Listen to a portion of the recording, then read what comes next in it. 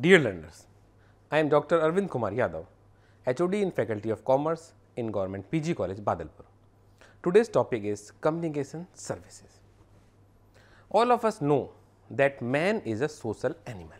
He cannot survive in isolation. As a member of the society, he is dependent on others. For most of the things, he has to take help from others. But the question is, how does one know what the other wants? One has to convey his feelings, thoughts, ideas, requirements, experiences, etc.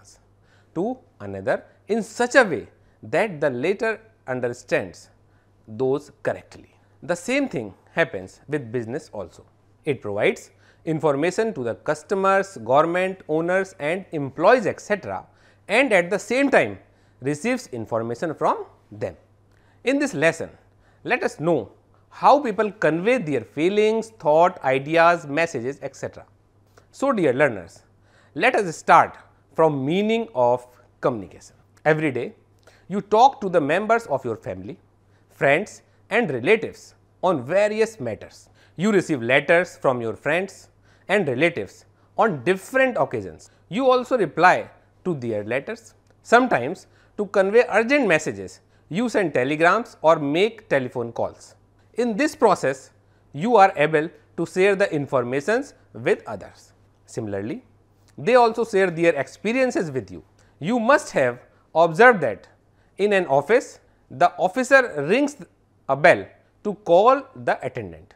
People stop their vehicles at road crossings after looking the red light on the traffic signals and then start moving after seeing the green lights. In a school, students assemble for prayer after hearing the school bell. Through these means, some message is conveyed and understood even without speaking or writing. All these activities of sharing or exchanging information, ideas and experiences between two or more persons are known as communication. Communication may be defined as a process of sharing facts, ideas, opinions, thoughts and information through speech, writing, gestures and symbols between two or more persons. This process of communication always contains message which are to be transmitted between the parties. There are two parties to communication.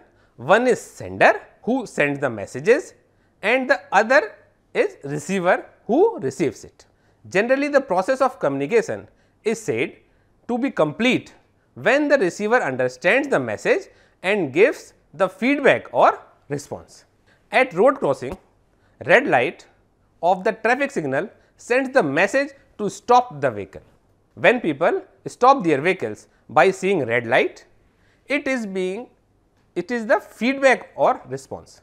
This feedback may be in any form. Even while talking to your friends, nodding of the head is treated as feedback. Thus, feedback becomes an essential element in the process of communication along with message, sender and receiver. Hence, communication process includes the following elements. First is sender, the person who sends the message, also known as the source.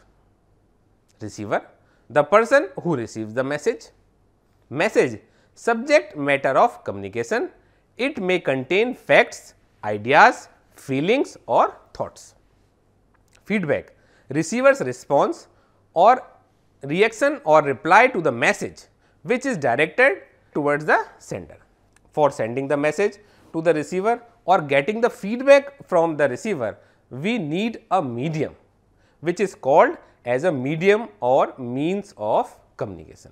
It carries the message to the receiver and brings the feedback from the receiver.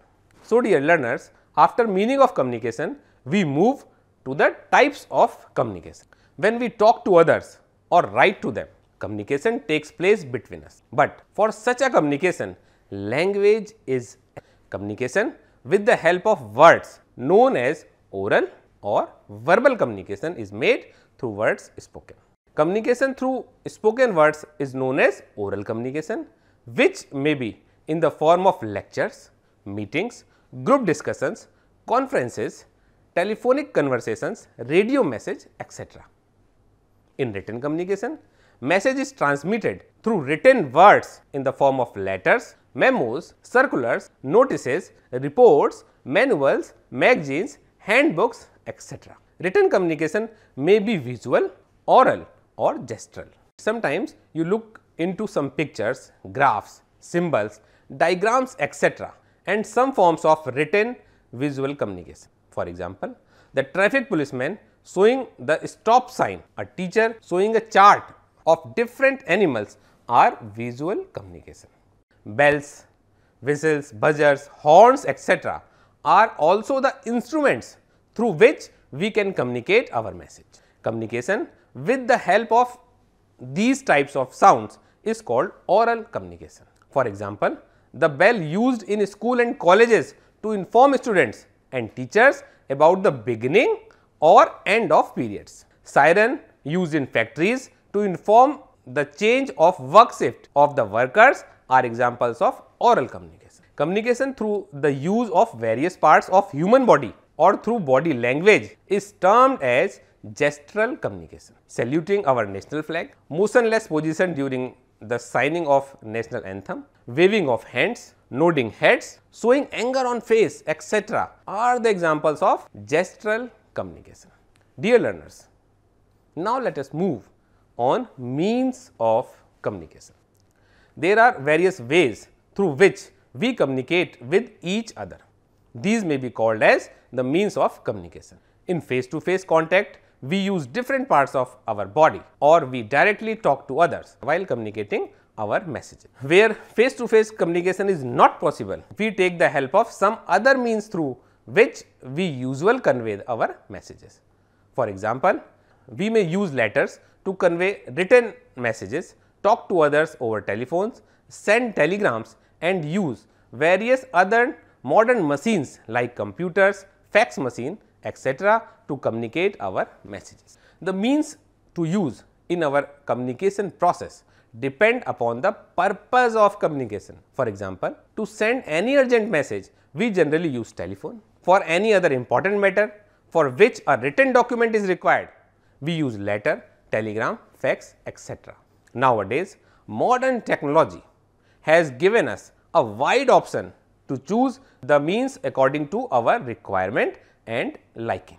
Let us discuss some of the important means of communication commonly used in business. First is letters. Letters are a written form of communication. These can be sent or received by individuals or organizations. This method is mostly used when face-to-face communication is difficult or other means are not easily available. It helps in keeping a record of communication. The cost involved is low in this means of communication.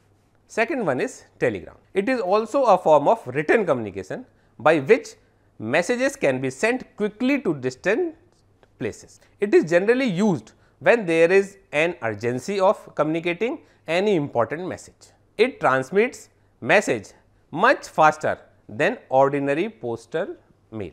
This facility is available in all telegraph offices, where on payment of a specific charge we send our message. Charges are payable on the basis of number of words used in writing the message, including the address of the receiver and sender's name. Hence, telegraphic message are written in brief. Telegrams can be sent as ordinary or express. Express telegrams travel faster than ordinary telegrams, for which extra charge is to be paid. To send telegrams to foreign countries, cablegrams are used. Telegrams can also be sent by using telephone, which is called as phonogram. Here, by ringing up the telegraph office through a telephone, the message can be recorded and later the telegraph office transmits the message to the receiver. Next is telephones. Telephone is a very popular form of oral communication. It is widely used for internal and external business communication. Long distance communication is facilitated by STD, subscriber trunk dialing, while international communication can be made through ISD, international subscriber dialing facilities. Both government and private agencies provide telecom services. Telephone is mostly preferred as it helps in establishing instant contact between the parties to communication. In business firms as well as government and private offices, automatic switchboards known as Private Automatic Branch Exchange (PABX) are installed to facilitate internal as well as external communication. Nowadays, mobile phones are very popular as they give an access to the receiver at any time, anywhere. This is an important over the fixed line telephone. It possesses many modern facilities like short message services SMS, multimedia message services MMS, etc. By using these services, written messages can be sent to the receivers. Both private as well as government organizations provide these services. MTNL, BSNL, Airtel, Idea, Hutch, Reliance and Tata are the leading mobile service providers in our country through CDMA, Code Division Multiple Access, and GSM, Global System for Mobile Communication. Next is telex. Telex provides a means of printed communication using teleprinter. Teleprinter consists of machine installed at different places which are connected to a central exchange through cable. Any message typed by using those keyboards at one end is automatically typed at the other end. Hence, instant transmission is possible. Next is fax. Fax or facsimile is an electronic device that enables instant transmission of any matter which may be handwritten or printed like letters, diagrams, graphs, sketches, etc. By using telephone lines, these machines sends the exact copy of the document to another fax machine at the receiving end.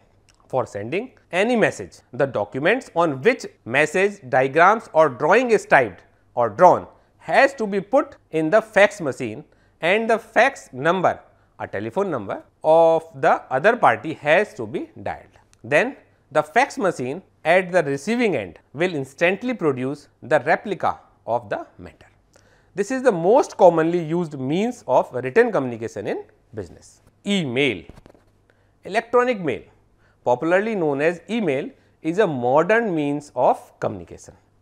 The system makes use of electronic methods of transmitting and receiving information. In this case, individuals through the internet open an email account in their name from any ISP, internet service provider.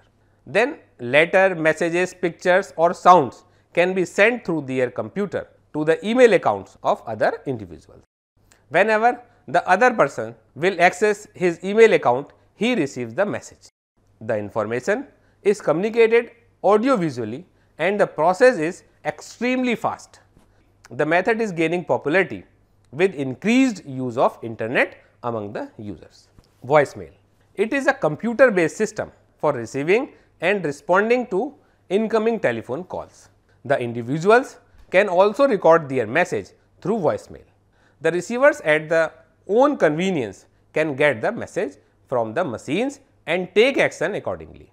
You can get information regarding admission, examination and result of NIOS through an interactive voicemail system which has been installed at its headquarters at Noida. You can dial any of the two telephone numbers 0120-462-6909 or 0120-462-6910 to get information from the voicemail.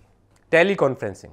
Conference generally refers to meeting of people for consultation or discussion regarding any common issues.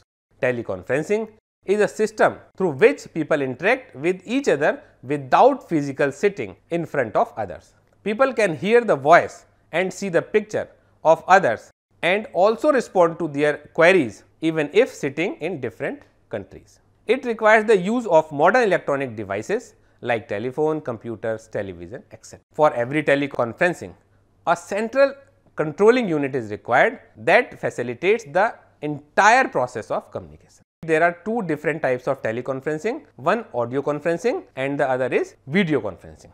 Let us know more about them. Audio conferencing. It is a two-way audio communication system in which the participants listen to the voice and respond immediately sitting at different places. People may listen to the voice through radio or television and put their queries by using telephone. Video conferencing. Besides listening to the voice, the participants of the conference can also see the picture of each other while talking themselves. This is called video conference. There are two different types of video conferencing process, one-way video and two-way audio. In this system, the participants can listen to the voice and see the pictures of persons sitting in the audio. The audience maintains a contact with the studio through telephone and the persons in the studio listen to the voice of the participants. Second, both way audio and video. Here participants at both the ends, that is studio as well as audience, and are able to listen to the voice and see the picture of other while taking amongst themselves. Now, let us start some barriers to communication. Though communication is a pervasive activity, it is oftenly unsatisfactory in practice. The interchange of ideas and information is blocked by several barriers. The barriers to the effective communications are: first, badly expressed message. Often the message is expressed in poorly chosen words or empty phrases. There is lack of coherence, inadequate vocabulary and inappropriate language. Second is screening or filtering. Successive transmissions of the same message may be rendered less accurate because of its filtration. At each level, the message is screened by the receiver and only such information is passed further which gives a favorable impression of the sender. Third is inattention. Sometimes people fail to read bulletins, notices, minutes and reports. They do not listen the communication attentively. Subordinates may believe that the information is not important enough to communicate. Such errors or judgment make communication ineffective. Next is unclarified assumptions. When the assumptions underlying the message are not clarified, misunderstanding may arise between the sender and the receiver of the message. Next is resistance to change. Human beings by nature perform to avoid disturbance in their daily routine and generally resist new ideas. They want to maintain the status quo. Everybody likes to receive that information which confirms his present belief and tends to ignore anything that is contrary to such belief. When the communication involves a change that seriously affects employees, they may not take the message seriously. Changes affect the different people differently and one may take time to think through the full meaning of a message. Next is mutual distrust. Effective communication is impossible when there is a lack of confidence and mutual understanding between superior and subordinates. Considered judgment or illogical decisions may prompt subordinates to delay action. Next is status and position. Subordinate may not disclose the facts fully because of the fear of the consequences of such disclosure. They may deliberately mislead the superior or may hesitate to seek clarification due to the feeling that it will lower down the prestige. Superiors tend to keep maximum possible information with them to avoid listening to the subordinates. Next is complex organization structure. An organization structure involving several layers of supervision, use of staff, specialists and a long chain of command is a major barrier to effective communication. Communication may break down at various levels of supervision. Organizational distance between workers and top management inhibits a free and fast flow of information and ideas among the chain of command. Management must improve the organization structure to remove this barrier. So, dear learners, now you got a better idea about communication, its meaning, definition, what is oral communication, what is written communication and what are the barriers of communication. I hope you enjoyed. Thank you.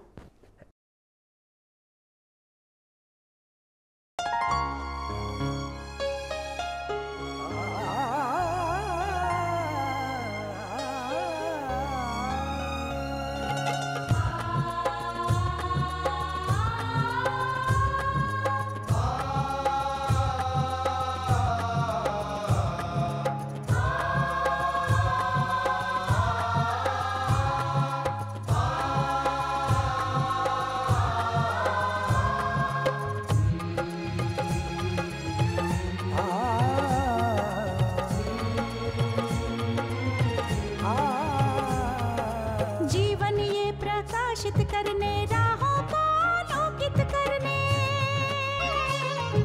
जीवन ये प्रकाशित करने, राहों को आलोकित करने। हम अपना दीपक स्वयं बने, हम अपना रास्ता स्वयं चुने।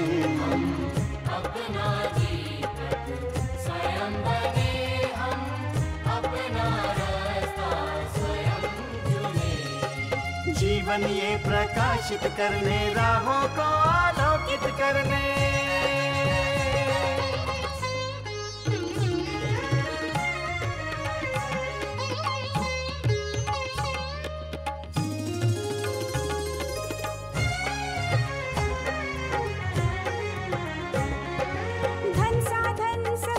सीमा से विद्यालय जो मुक्त हो, धन साधन समय की सीमा से विद्यालय जो मुक्त हो। कभी पढ़े हम कहीं पढ़े, वे विषय की लोच से युक्त हो। कभी पढ़े हम कहीं पढ़े, वे विषय की लोच से युक्त हो। मित्रों हम उठे और जागे, मंजिल आने की ध्वनि सुने। हम अपना दीपक स्वयं बने, हम अपना रास्ता स्वयं चुने। जीवन ये प्रकाशित करने, राहों को आलोकित करने।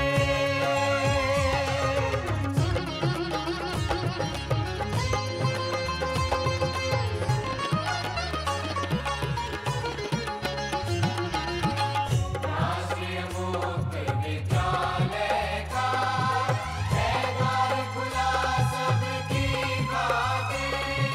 शिक्षा परीक्षा का अवसर एक बार ही क्यों मिलता फिर।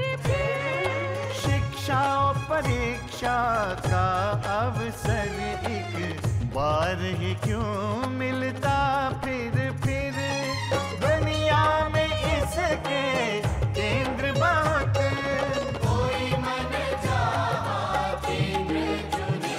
हम अपना दीपक स्वयं बने, हम अपना रास्ता स्वयं चुने। कोई मन चाहा केंद्र चुने।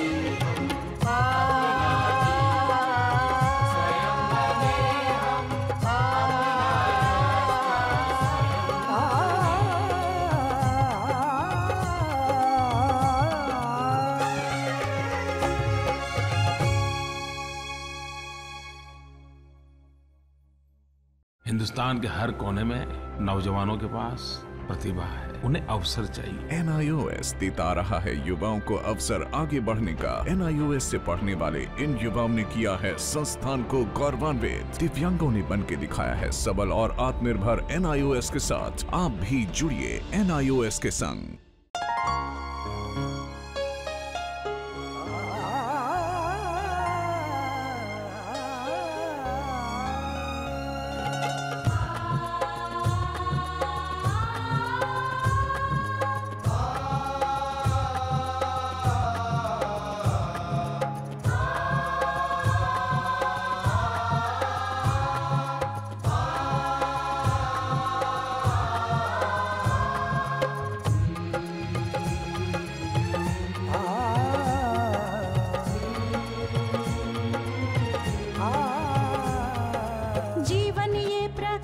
करने, राहों को आलोकित करने। जीवन ये प्रकाशित करने, राहों को आलोकित करने। हम अपना दीपक स्वयं बने, हम अपना रास्ता स्वयं चुने। अपना दीपक स्वयं बने, हम अपना रास्ता स्वयं चुने। जीवन ये प्रकाशित करने, राहों को आलोकित करने।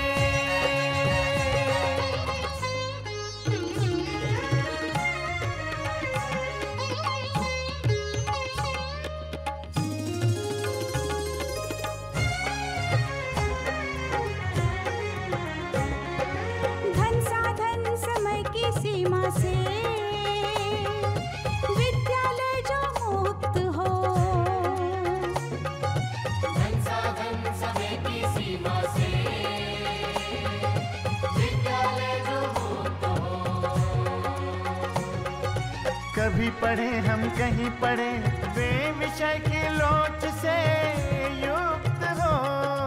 कभी पढ़े हम कहीं पढ़े वे विषय की लोच से युक्त हो।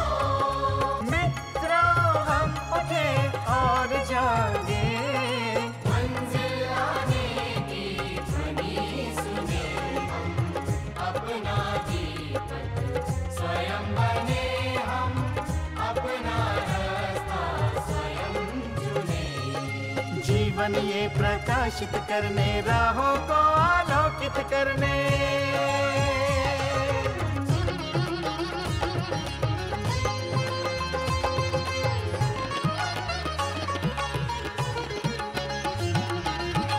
राष्ट्रीय मुक्त विद्यालय का है द्वार खुला सबकी खातिर। शिक्षा परीक्षा का अवसर एक बार ही क्यों मिलता फिर। शिक्षा और परीक्षा का अवसर एक बार ही क्यों मिलता फिर। दुनिया में इसके केंद्र बहुत, कोई मन चाहा केंद्र चुने हम, अपना दीपक स्वयं बने हम, अपना रास्ता स्वयं चुने। कोई मन चाहा केंद्र चुने हम, स्वयं बने हम,